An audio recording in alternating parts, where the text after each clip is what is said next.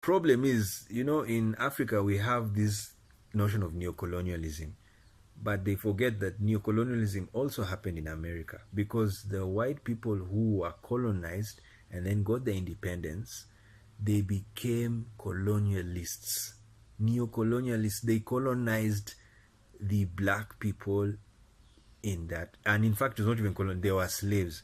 Most of all the black people in America who went to America were slaves, and that's what happened. They were colonized, and not only colonized, they were enslaved. It's worse because colony means yes, you have some freedom, but you don't. There are some things you will not do because of because you're the oppressed person. But for the slave, there's not, you don't even have a voice. You are just do what I say, full stop. I bought you. That's how it is done. That's a slave system. Now, so the apartheid system in America and South Africa differ, but it's the same in the sense that they were putting people in classes according to their race. So there was the racial theory that was running around in the world that time. And it was very strong in the 19th century because people begin to think that maybe blacks are inferior. So they thought blacks were inferior. Yes, they thought. And you see, thought is very important. Because when you think something, the Bible says that as a man thinketh, so is he. So if you think that someone is like this, you already, that's how prejudice is created. All prejudice is created. We create it in the brain. You just say, you know what, this guy is looking inferior. They can't do what I'm doing. They don't look like me. So it's kind of like superior, and forgetting that no, we are just different, diverse. People are diverse. Yeah. And people need to understand that human beings are diverse, and even if someone can't do what you're doing, that does not justify you to discriminate against him. See, that's what was happening in South Africa and America, that they were, because you can't do what we are doing, and because we beat you in war, like the guns in what happened in South Africa. There was war before they took over South Africa.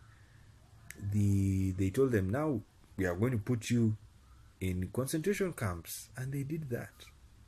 So they put them, especially in South Africa, they did that. They put them in concentration camps to control them. And now that's why the struggle was so hard. And that's why I like the title Mandela gave, A Long Walk to Freedom. And finally they became free. And now they are changing it. And the beauty of South Africa is that it's left the apartheid system and it became the Rainbow Nation. Now, what does Rainbow Nation mean? Of course, you can't attack South Africa now. It's almost 20 years since, it's almost 30 years since their independence, and they're still trying. They're doing well. I was so happy to hear black women give their story of how they have become billionaires in South Africa. I was impressed. And because they were the low class in the apartheid system, when you were black, you were the lowest. But now things have changed. 30 years later, black women can come on TV and say, you know what, I'm an entrepreneur, I have the business, and I'm growing. Yes, it has happened. So the rainbow system works. South Africa is working. It's trying. It has done extremely well, because when you hear those testimonies and those experiences, it's good. It's a good sign, and that's why I applaud South Africa. And you see, South Africa is such a rainbow nation. The LGBTQ are recognized, even though they face some troubles, especially lesbians. But generally, LGBTQ people are recognized. Now that is what I call a working rainbow system, a working rainbow economic system. Of course, the only thing that has shockingly that has happened is the expropriation, but it's not expropriation of persons, but expropriation of property. Because of the land, you know, why the last time expropriation was used was in Idi Amin, when he expropriated the Indians and also the property of Indians in Uganda. He did the same. So I was a bit like, where is South Africa going? Where is South Africa going with this expropriation? Even till now, I can't talk about it. I need to sit down, really read it and understand where South Africa is going with it. But I think I know where they are, but I will not say now. I'll talk about that in another video in the other channel. This one is a channel for LGBTQ people, and we discuss our LGBTQ issues. So South Africa is now a rainbow nation. Now America, of course, they can't have another Independence Day. They had it in the one of 1776, but they were oppressing somebody, and so that was the black people. Even though other whites were coming, other whites, you know, the other whites were coming, the Irish and all of these, and the Germans and blah blah blah, Jews, and all of these people were now just moving into America.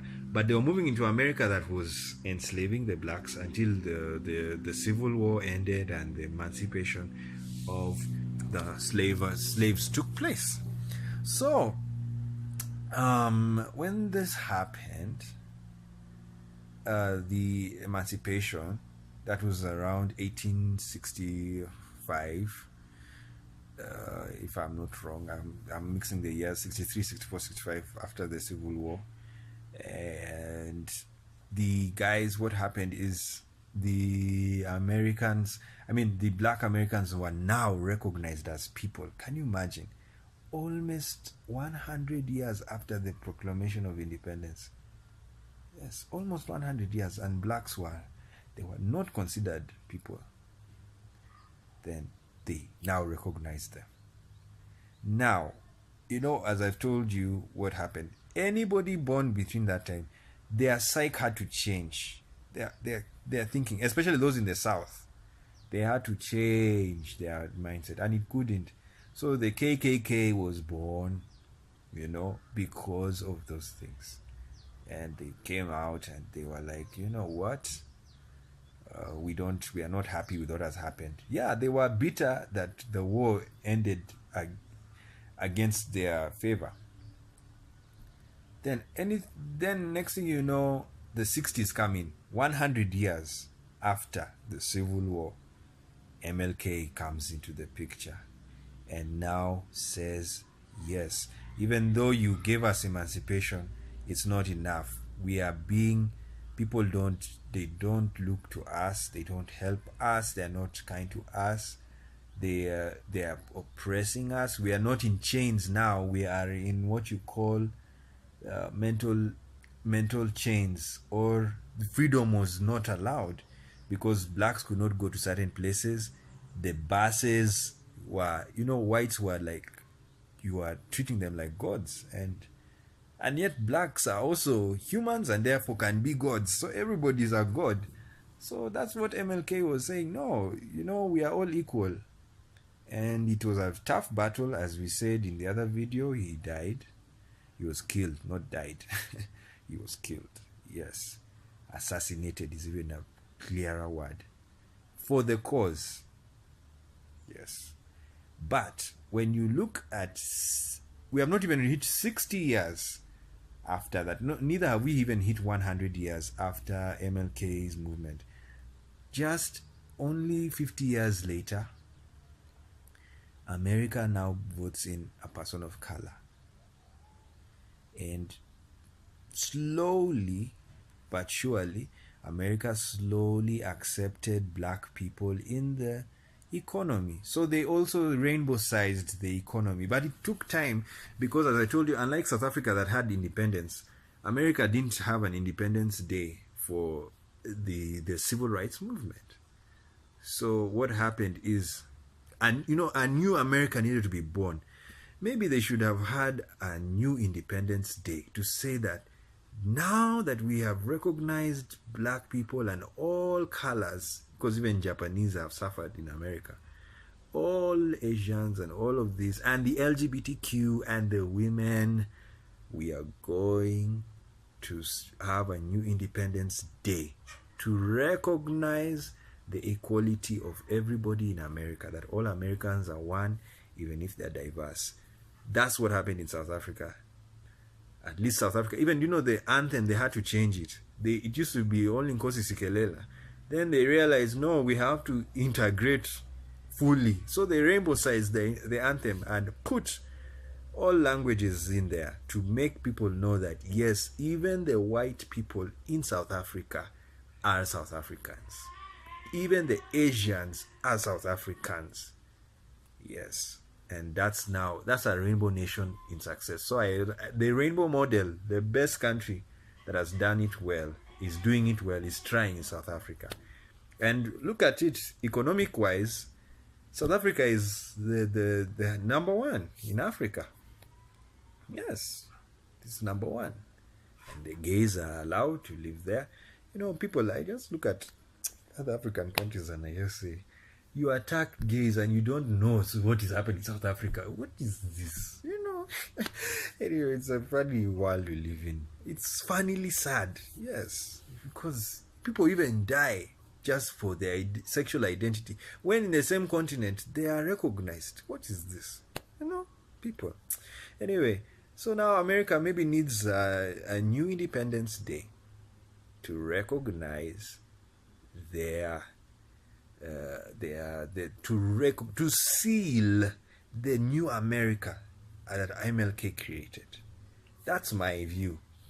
I know people will tell me you're not American, so don't say anything. Well, that's my view. That's what I would have done. I would just say, let's have a new day apart from the 1776. Not that we are attacking them. It's just that a new day. Even constitution-wise, personally, I am of the view that every colony that had independence, they should have even written new laws and closed all the laws, the colonial laws, and started their own laws. Because this system of you have a constitution, but you still have colonial laws in the books, it causes confusion. But the good thing is that the constitution has been declared to be the supreme law, and the articles say that if there's any law that is inconsistent with the constitution, it is considered null and void. So that's the beauty of the constitution. So there's no need for African countries and other colonies to throw away some laws, though they need to do it to affirm that is what has happened. Yes. So America was an apartheid system, and it's still coming out of it, because the capitalist system tends to dwell on that apartheid vibe, if I may say it, because it is so hierarchical, meaning if you have a lot of property, you are the richest. If you don't have property, you are the poorest, and that is down. And then now, when it's an apartheid system, the poorest happens to be a black person, and the richest happens to be a white person. You see, that's a sign of apartheid. So the only way to make a country well off is rainbow size it. Like now, what's happening in South Africa? I told you those South African ladies, black, they are billionaires. Yes, billionaires. After 30 years, they are billionaires, which was something never heard of in the days of the 1960s South Africa. Miriam Makeba. Miriam Makeba would be a top musician. Of course, she was top, but because she was singing even when apartheid was in power. And you see, that's the same thing like America. What happened in America? These singers, the artists were all black. Majority of them were black, but they were they were denied access to the other arenas. See, so what happens is, then you have to look at the systems that are in place. Education system. That's why you see the Brown versus Board of Education is a very important decision that made America a rainbow-sized economy, and still being rainbow-sized. It is not yet there.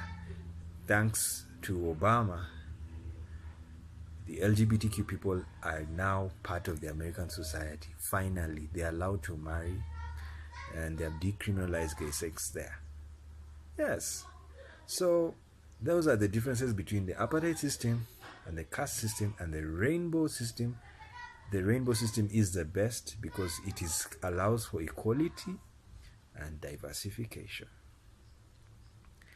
So that is, we had to make that difference before people make wrong conclusions that we are supporting apartheid or we are supporting caste system. No, the rainbow economic system or the rainbow system is about diversification in unity, plurality in unity, that everybody is equal even though we are diverse. Yes, it is even a better version of George Orwell. You know, George Orwell said all animals are equal, but some are more equal than others. No, that one is different. Is not what we're talking about. We're saying we are diverse, number one.